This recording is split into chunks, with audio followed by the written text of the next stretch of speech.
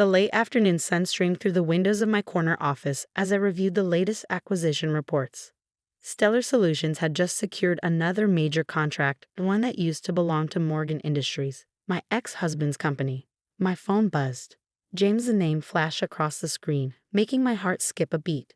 We hadn't spoken in 3 years, not since the divorce. Not since he told me I was just a secretary who would never amount to anything without him. Olivia? His voice was strained, missing its usual arrogance. I need to meet with you. It's important. My name is Olivia Chen, and at 42, I built something James Morgan never thought I could, a technology consulting firm that was revolutionizing the industry, the same industry where his company was now struggling to survive. James, I kept my voice neutral. This is unexpected. Please, he said, the words sounding foreign from him. Just one meeting. The Plaza Hotel, tomorrow at noon. I glanced at my calendar, already knowing it was clear. I've been expecting this call for weeks, watching Morgan Industries' stock price plummet. Fine, 1 hour. After hanging up, I called my CFO and closest friend, Sarah Mitchell. He finally called. About time, she replied. The latest reports show Morgan Industries lost 40% of their market share this quarter. Most of it to us. I smiled, remembering how this all started. 3 years ago, I was indeed James's secretary, and his wife. For 15 years, I'd supported his dreams, organized his meetings, smoothed over his mistakes, all while taking night classes in business and technology, building skills he never knew about. Then came the Ashley incident. I'd found the emails by accident while organizing his desktop, messages to his 25-year-old marketing director, full of promises and plans. Plans that included divorcing his dead-weight wife who was holding him back. You've never understood business, Olivia, he'd sneered when I confronted him. You're just a secretary. That's all you'll ever be. The divorce was quick. James was so confident in my insignificance that he didn't even fight my request for my savings and investment account. Money I'd been quietly setting aside for years, preparing for a future he couldn't imagine. Should I prepare the quarterly reports for tomorrow's meeting? Sarah's voice brought me back to the present. Yes, I said, and bring the Morrison contract details. James doesn't know we landed that one yet. The Morrison contract had been Morgan Industries' biggest account for a decade, until last week when they switched to Stellar Solutions, my company. The next day, I arrived at the Plaza Hotel 15 minutes early, choosing a quiet table with a view of the park. James walked in at exactly noon, looking older than his 45 years.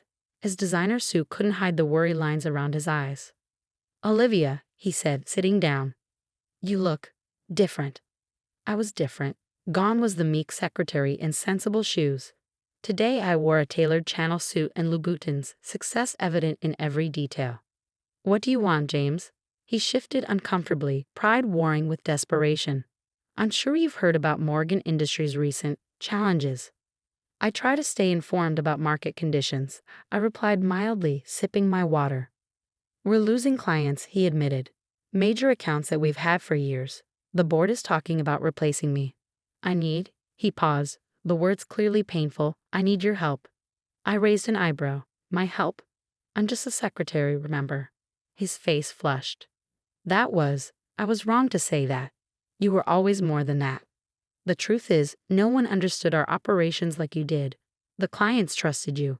If you came back, help me rebuild those relationships. You want me to come back to Morgan Industries. I kept my voice level, though inside I was laughing at the irony. As COO, he said quickly, full partnership. Whatever you want. Just help me save the company. I studied him, thinking about all the years I'd spent in his shadow. How he dismissed my ideas, belittled my ambitions, cheated on me with someone he thought was more on his level. And what makes you think I can help? I asked. Stellar Solutions seems to be dominating the market these days. Maybe you should talk to them.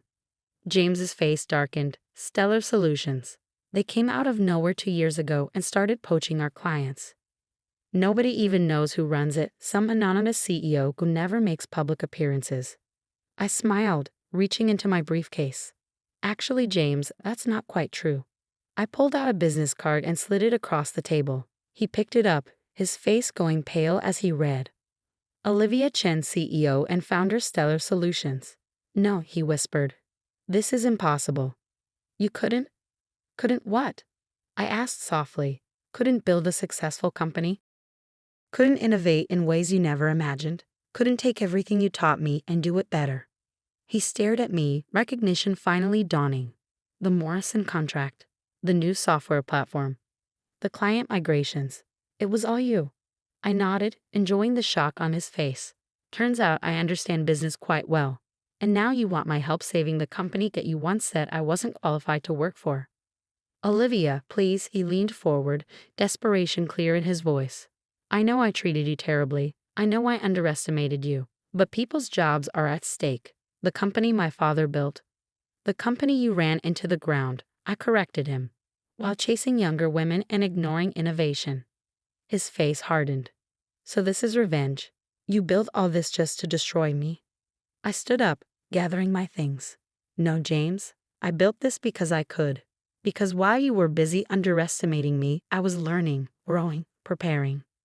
Your company's failure isn't my revenge. It's simply the market recognizing superior service and innovation.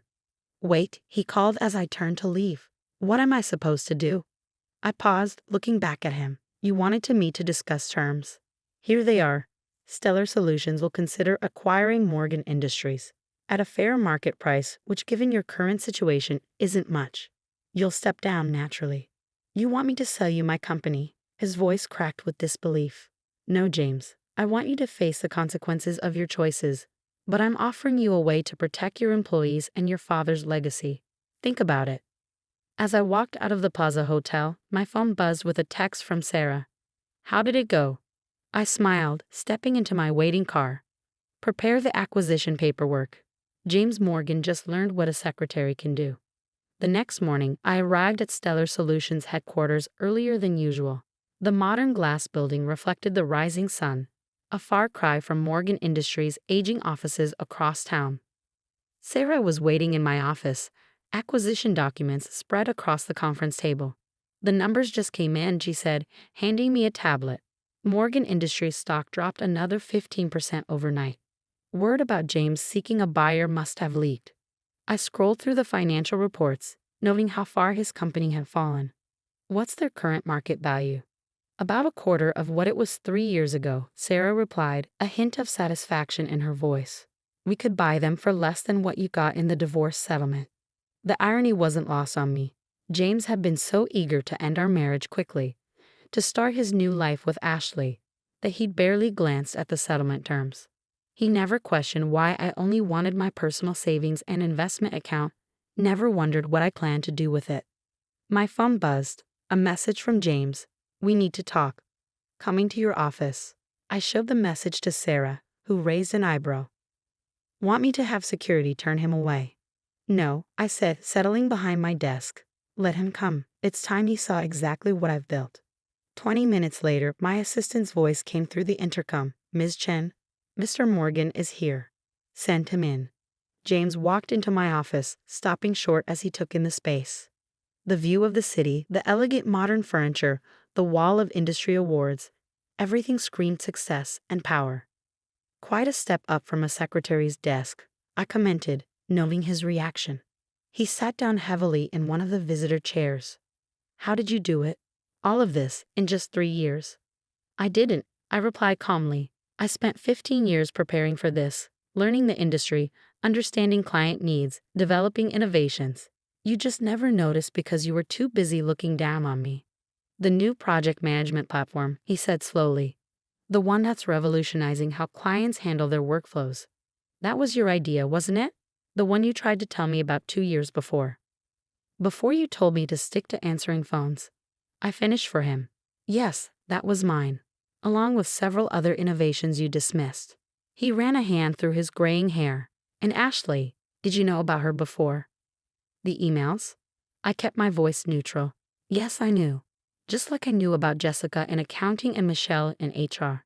I knew everything, James. I was your secretary, remember? His face flushed with shame. Olivia, save it. I cut him off. I didn't build Stellar Solutions for revenge. I built it because I saw opportunities you were too arrogant to notice. The fact that it's now in a position to acquire Morgan Industries is just poetic justice. Sarah walked in then, right on schedule, carrying more financial reports. Ms. Chen, the board is ready for the acquisition meeting whenever you are. James looked between us, realization dawning. You're really going to do this? Buy my company? Your father's company, I corrected him. The one you inherited and nearly destroyed. And yes, I'm offering to buy it, at a fair price, with guarantees to protect the employees. The employees, he repeated bitterly. You mean the ones who've been jumping ship to work for you? I smiled. You mean like David from engineering? Or Patricia from client services? Yes, I hired them. Along with dozens of other talented people you undervalued. Just like you undervalued me. Sarah handed him a thick folder. These are the preliminary acquisition terms. Our lawyers have already reviewed everything. The offer expires in 48 hours. James stared at the folder like it might bite him. And if I refuse? Then Morgan Industries continues its decline. I said simply, your stock price keeps falling, more clients leave, and eventually the board forces you out anyway. But by then the company won't be worth saving. He opened the folder, scanning the first page. His face paled. This is less than half what the company was worth last year. That's the market rate, Sarah interjected. Based on your current financial situation and client exodus. Client exodus, he laughed harshly. You mean the clients you stole? I leaned forward. I didn't steal anything, James. I offered better service, better technology, and better value. The same things I tried to tell you we should be doing 3 years ago. And Ashley, he asked suddenly. Where is she in all this? Your former marketing director. She left 6 months ago. Apparently, the startup she joined offered her a better opportunity. I didn't mention that the startup was a Stellar Solutions subsidiary. James stood up abruptly, the folder clutched in his hand. I need time to think. 48 hours, I reminded him. After that, the offer expires and whatever happens to Morgan Industries is out of my hands. As he walked out, shoulders slumped in defeat, Sarah turned to me. That was almost too easy. No, I said quietly, watching him through the glass walls as he waited for the elevator. The hard part was the 15 years I spent being invisible. This is just business. The next 48 hours passed in a blur of meetings and preparations. Word of the potential acquisition had leaked to the business press, sending Morgan Industries stock into an even steeper decline.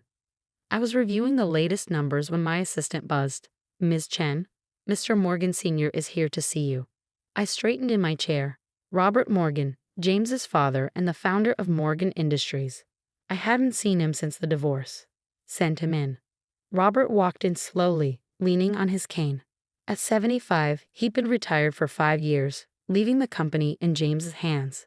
A decision he was probably regretting now. Olivia, he said, taking a seat. You've done well for yourself.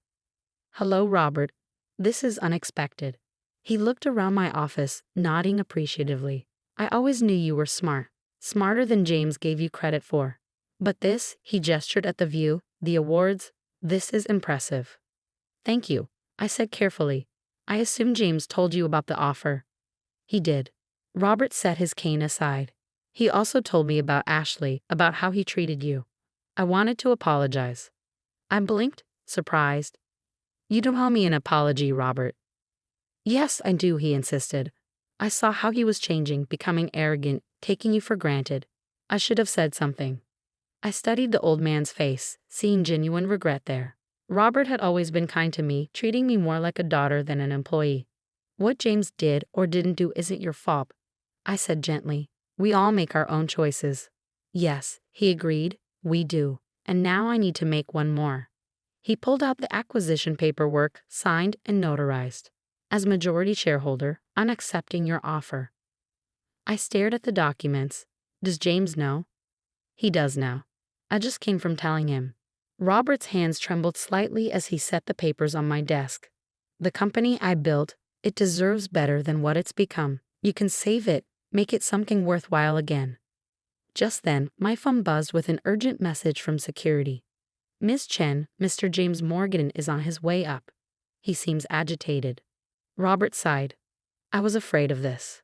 Moments later, James burst into my office, his face red with anger. You went behind my back? To my own father. I didn't, I said calmly. Robert came to me.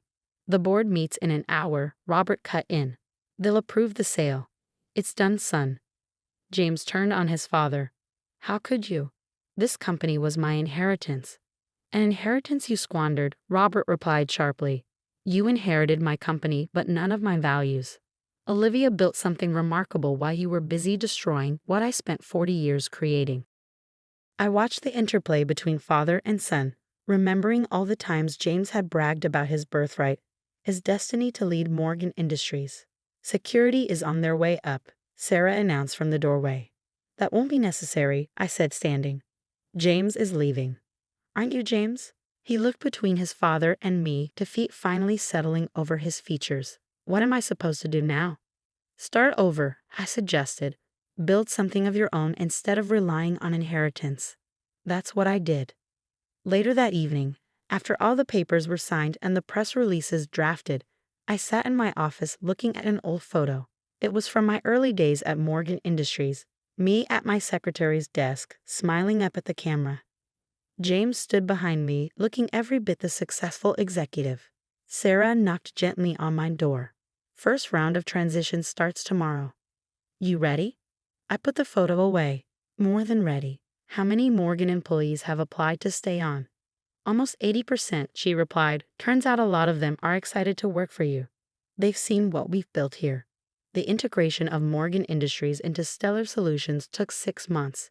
We kept most of the employees, implementing the innovations and improvements I'd envisioned years ago. The company's value doubled within the first year. James moved to Florida, using his portion of the sale to start a small consulting firm. Last I heard, he was doing moderate business, nothing spectacular.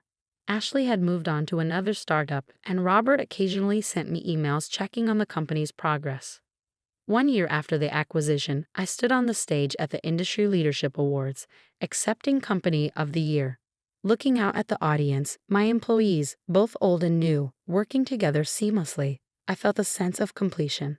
Success isn't about inheritance or birthright, I said in my acceptance speech. It's about vision, determination, and the courage to believe in yourself even when others don't. Sometimes the biggest obstacles become our greatest opportunities if we're brave enough to see them that way. Later that night, I received an unexpected email from James. I finally understand what you tried to tell me all those years ago. About innovation, about valuing people, about really seeing them. I'm sorry I was too blind to learn from you then. Congratulations on the award. You earned it. I didn't reply. Some chapters are better left closed. The next morning, I walked into Stellar Solutions headquarters, now twice the size it had been before the acquisition. The lobby displayed both companies' histories, including a photo of Robert Morgan founding his company 45 years ago. Ms. Chen, my assistant, caught up with me at the elevator. The new technology team has finished the prototype you asked for, the one based on your original proposal from 3 years ago. I smiled, remembering how James had dismissed that same proposal. Schedule a demonstration for tomorrow. Let's show everyone what happens when good ideas find the right home. As I settled into my office, I looked out at the city skyline. Somewhere out there, a former secretary was probably dreaming of something bigger, better, more than what others tell her she can be. I hoped she'd find the courage to prove them wrong, just as I had. Because sometimes the best revenge isn't destroying what others build, it's building something better yourself. Something so undeniably successful that they're forced to acknowledge what they failed to see all along. And sometimes, the person they underestimated becomes the person they have to answer to. That's not just business. That's justice.